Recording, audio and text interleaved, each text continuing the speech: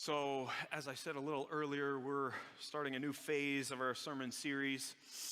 We're still in this ministry year theme of story, God's story and how each of our stories fit into God's story.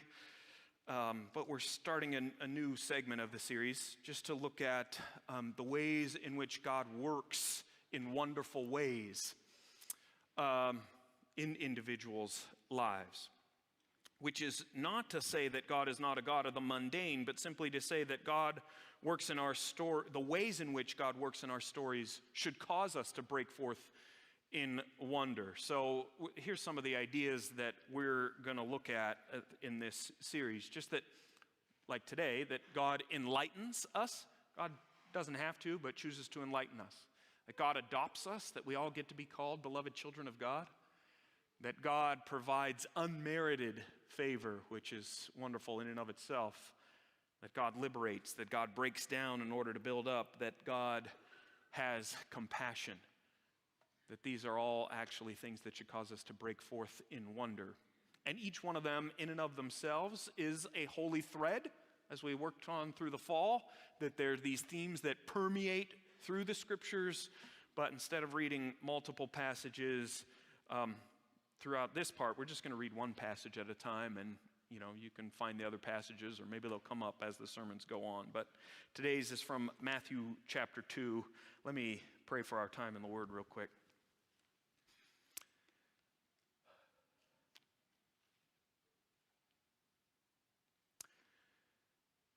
Well, may we actually believe what we just sang, that Christ, it is in you alone, and we trust that since you are the Word, you are the person behind all of this, that this particular text draws our attention toward you. May it be so, and may you enliven it to our hearts, enlighten our hearts and minds as you see fit. We pray this all in your holy, precious, and powerful name, and all your people say, amen. So Matthew chapter 2. After Jesus was born in Bethlehem in Judea, during the time of King Herod, Magi from the east came to Jerusalem and asked, "Where is the one who has been born King of the Jews? We saw his star when it rose and have come to worship him." When King Herod heard this, he was disturbed, and all Jerusalem with him. When he had called together all the people's chief priests and teachers of the law, he asked them where the Messiah was to be born. "In Bethlehem in Judea," they replied, "for this is what the prophet has written.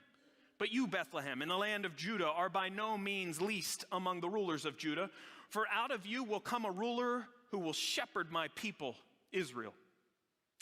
Then Herod called the Magi secretly and found out from them the exact time the star had appeared. He sent them to Bethlehem and said, "Go and search carefully for the child. As soon as you find him, report to me so that I too may go and worship him."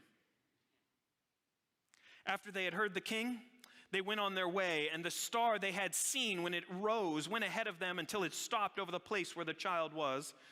When they saw the star, they were overjoyed. On coming to the house, they saw the child with his mother Mary, and they bowed down and worshiped him. Then they opened their treasures and presented him with gifts of gold, frankincense, and myrrh. And having been warned in a dream not to go back to Herod, they returned to their country by another route. This is the word of the Lord.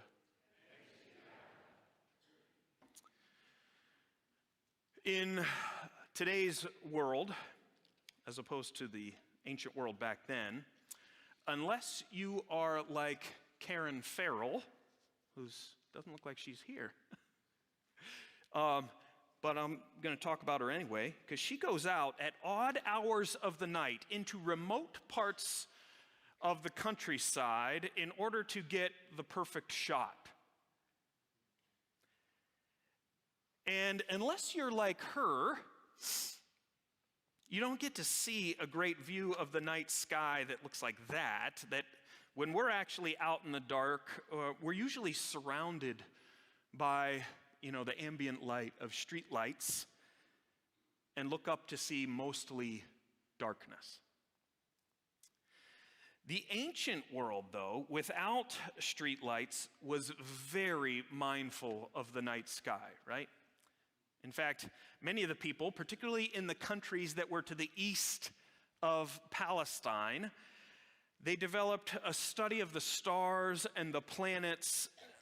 They developed it almost into a fine art. Each light had a very particular meaning, and they believed, without much reticence at all, that everything was interconnected. And when something important was happening on earth, you could see that it would be reflected in the heavens. And likewise, if something strange was happening in the heavens, it was indicating that something was happening on earth. And so thoughtful astrologers, noticing strange events in the heavens, would search out their earthly counterparts. And if, as it appears by the kinds of gifts that these magi brought, if they were also wealthy, they would have no difficulty making the journey. Some people look back at this and question and theorize, what star did they follow? Couldn't have been Halley's Comet because it came at a different time. Maybe some of the planets, Jupiter, Saturn, were aligned in such a way that they could follow. And that sort of speculation has its place. But suffice it to say, Matthew is not telling us all this simply to stoke astronomical curiosity. Nor is he offering us the kind of cozy picture book story we've created for ourselves out of it. With these strange but gentle Oriental kings bringing gifts to a child in a stable. Which is particularly odd because we can be so watchful about heresy as regards certain topics in the Bible, but we'll permit ourselves all sorts of heretical leeway when it comes to the nativity story. Because if we're honest, we look at the text, we pick up from the text that Jesus is actually a little bit older here. They come to a house, it says, not to the stable. We have no idea how many of them there are. We certainly don't get any sense that they've arrived on camels. The point of the story isn't just that Matthew can put 3 of them with camels quaintly by a stable. The truth is that Matthew tells us a story that is straight up political dynamite. Jesus, Matthew is saying, is the true king of the Jews, and old Herod is a false one, an imposter. And it's no wonder that Herod is disturbed, troubled, frightened, and all Jerusalem with him. This particular Herod died soon after Jesus' birth, but his sons would go on to rule, and confusingly, they had some of the same names, right? This house of Herod, which is why it's sometimes confusing to read the rest of the Gospels. The Herod just keeps coming up even though Herod dies. But needless to say, the house of Herod did not take kindly to the idea of anyone else claiming to be king of the Jews. The arrival of the Magi introduces us to something which Matthew wants us to be clear about from the very start of the gospel. That if Jesus is in some sense king of the Jews, that doesn't mean that his rule is limited to the Jewish people. At the heart of many of the prophecies about this coming king, this anointed one, this Messiah, there were predictions that his rule would bring God's justice and God's peace to the whole world. To the whole world. And Matthew will end his gospel with Jesus commissioning his followers to go out and make disciples of the whole world. And yet here, even when Jesus is an apparently unknown toddler, there is a sign of what is to come. Men from the east, outside the Jewish world, have come to worship, which in the Greek is proskuneo. Can you say that with me? Proskuneo. Pros meaning to or towards, kuneo meaning kiss. The word for worship means to kiss towards. To kiss towards.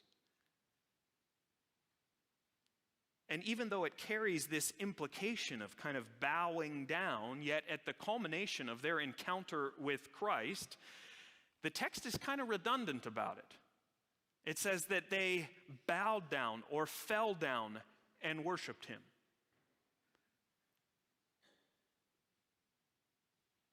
Because, of course, there's no other way to do it. To kiss toward, you have to bow down or bend down. But it's making this point that these people from another culture have come and are bowing down.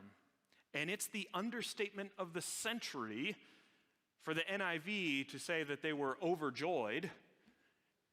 Because in the Greek, it says that they rejoiced exceedingly with mega joy. That's the Greek word, mega, is in there. Literally, mega joy. Because they have experienced an epiphany. An epiphany. An illuminating discovery or disclosure. Illuminating because in and of itself, it is a light, right? They've followed this light. But also illuminating because by this disclosure, they can now see everything else in its proper light. Their own place from which they've come, this supposed king of the Jews with whom they've had interaction, they can now see everything by this light. Reminds me of the quote from C.S. Lewis, who said, "I believe in Christianity as I believe that the sun has risen, not only because I see it, but because by it I see everything else."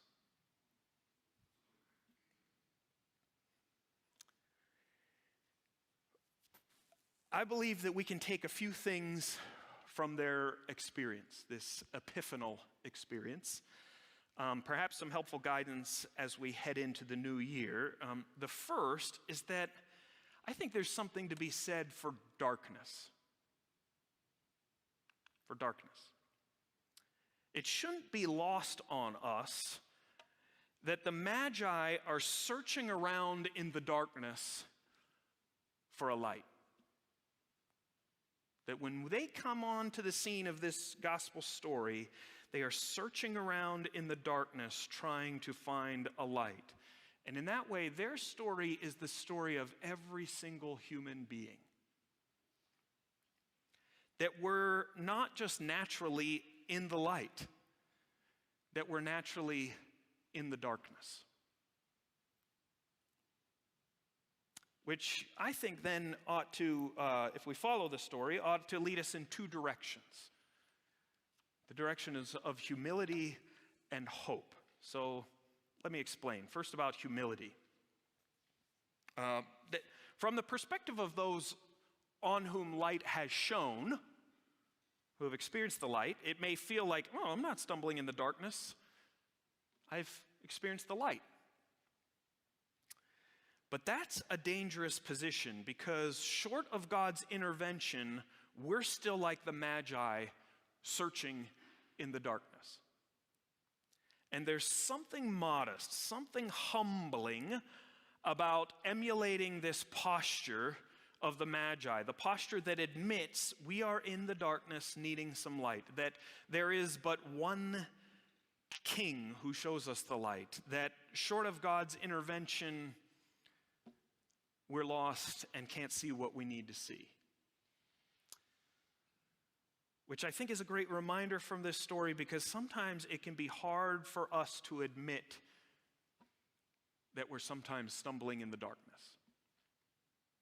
Sometimes that's hard for us to admit because we're arrogant and we think we've got some things figured out. Sometimes it's hard for us to admit because we're ignorant. You know, the darkness itself in our lives prevents us from seeing our own darkness. One of the things we like to say around here is we don't know what we don't know. And so how do we come to know that which we don't know that we don't know?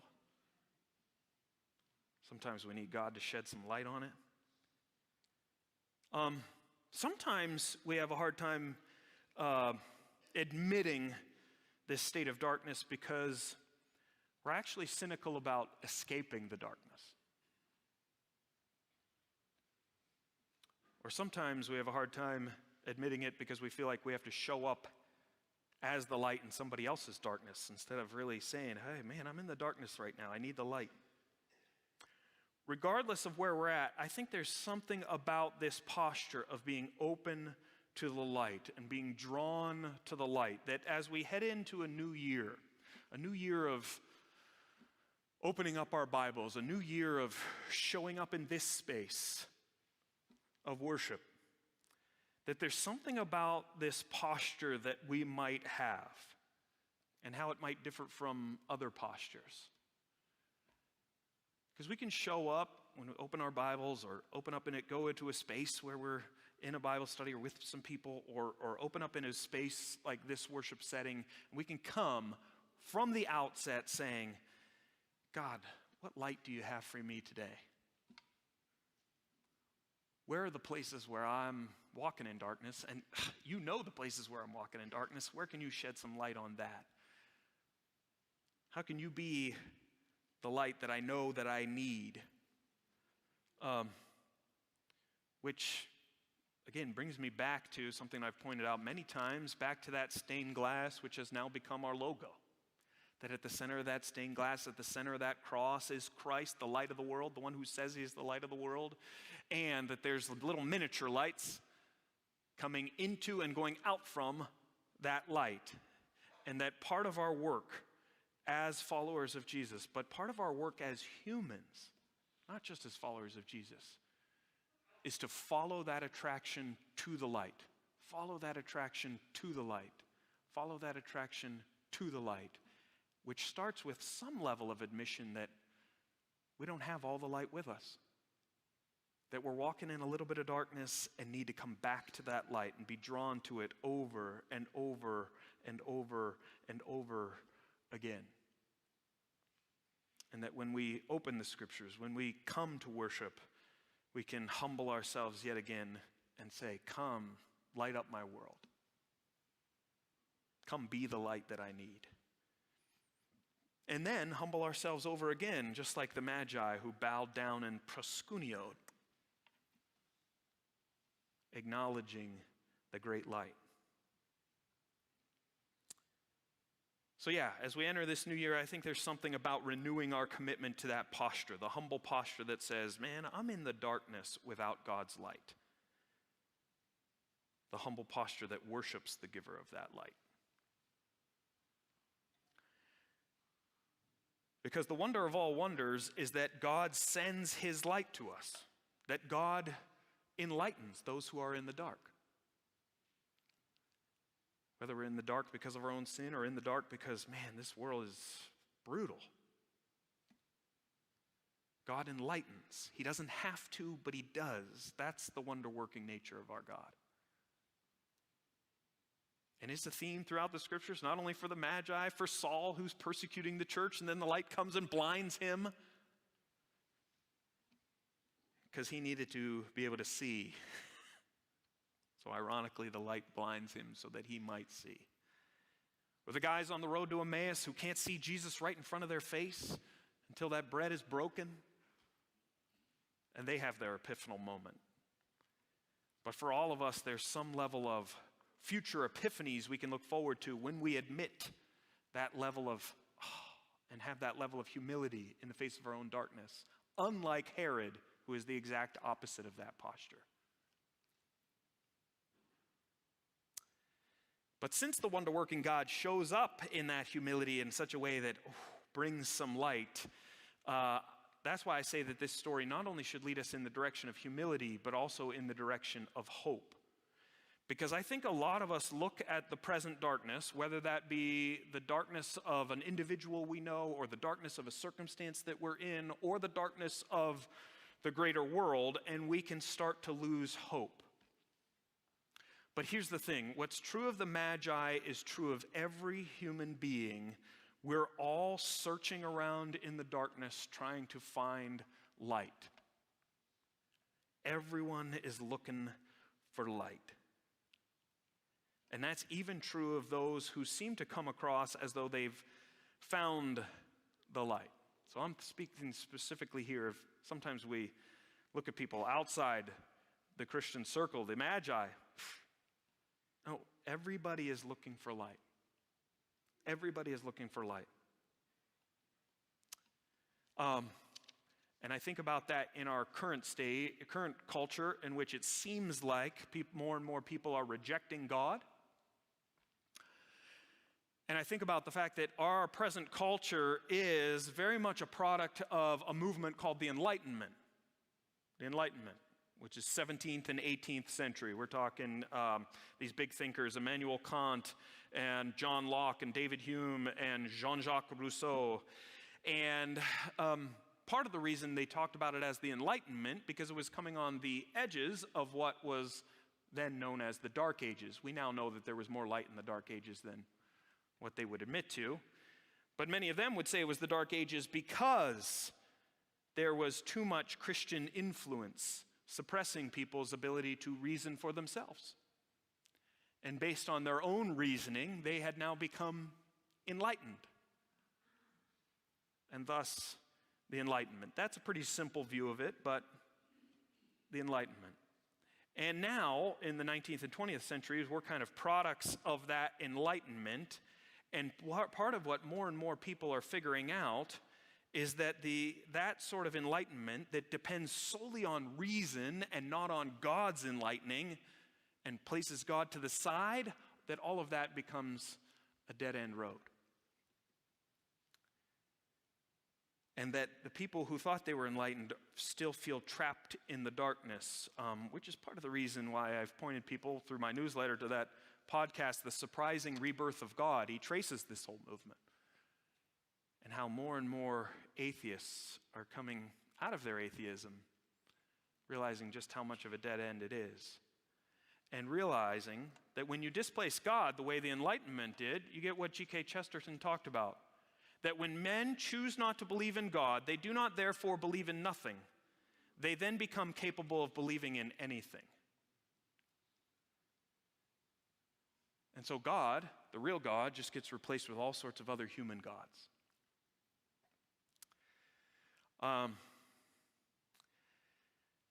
And in the midst of that, I think it's fun to think in terms of mottos of various institutions of higher learning. Because I was just looking at that in light of all this stuff about light, and it made me think about some of these. But I looked at like 100 university mottos, and about half of them that reference light reference the fact that knowledge is light. Like reason and logic is the thing that will lead us into light in the world. But another half referred to the fact that God is the true light, or that the Word is the true light. And I love that what is widely regarded as the number one university in the world, the University of Oxford, still has this as their motto. Dominus illuminatio mea. The Lord is my light. That even as an institution like the University of Oxford has moved in this direction away from pursuing God, they still have it as part of their motto. The Lord is my light. And that even the exterior of that logo there is like a belt, like the belt of truth, Ephesians 6. All that to say that there are all these sort of Christian roots at the bottom of our culture, and you can see them in things like this. And that even in the midst of this pursuit of like just knowledge will be enough light for us, even in that space, there's still reminders for people that no, the true light is not just knowledge and reason and knowing more, that's a dead-end street. It's only going to take you so far. And that the Lord is your ultimate light. And that just like those magi, everybody's looking for a light, and there is great hope that they might find it. Because the wonder-working God of ours is drawing people to himself. He's drawing people to himself. And the question is, do we believe in this wonder-working God for others? When we look at others, do we have hope or do we condemn them? Because as uncomfortable as it may be, we have to assert that people are living in darkness. And we don't assert that from an arrogant position that says, man, we've always been in the light. We're the sole holders of the light. Welcome to the church that holds the light. But rather from the position of those who have felt darkness and been drawn to the light, not because of their own goodness, but because of the other wonder-working God. In our own humility, we're lost without the light. And that light has come, whether we like, and we make no apology for that. That's where the other half of the stained glass comes into play, that we're drawn to the light, but having received the light, then we're sent back out to reflect the light. Sent back out to reflect the light. Sent back out to reflect the light. Because Christ himself was the light. I am the light of the world. He came to dispel the night before Christmas, as we said in our call to worship from Isaiah 60. Those people who have walked in darkness have seen a great light, Isaiah 9. And then the church was then commissioned to continue that enlightening work that Christ called his followers to then go be the light of the world. I am the light of the world. You are the light of the world. And so this whole epiphanal thing, I think it just really calls us to this humble position of saying, hey, we too are in darkness. To this hopeful position that everybody looking for a light might have it revealed to them by the wonder-working God. And that in the midst of all of that, we are called to make much of Jesus. That the Magi are attracted to what? To who? To Jesus. And like the star in that story, we ought to be the kind of people who make much of Jesus. And so if we renew anything as we come into this new year, it's that humble posture of, man, I'm in the darkness, but I need your light. It's that hopeful posture that, this person that or this culture that I think is in the darkness, no, we have hope because everybody's looking for a light. And in the midst of entering a new year, may we be the kind of place and the kind of people who are called to make much of Jesus. That's what we want to do around here. For the sake of all those who are humble enough to admit that short of being connected to him, they're in the dark, we want to make much of Jesus. May you go home today having heard much of Jesus or sung about Jesus. And we want to make much of Jesus for the sake of all those like the Magi who are looking for light. Because he is the light. The Lord is my light. It's my great hope. Man, even the people at our institutions of highest learning that are looking for light, the Lord is your light. And may the same be true of you in this new year, that the Lord is your light. And that in this story that Matthew gives us, which is pointing us to the true King, and in a culture that wants us to make all sorts of other things gods, we're going to make much of Jesus because he's the true light. May it be so. Amen. And as we come to the table,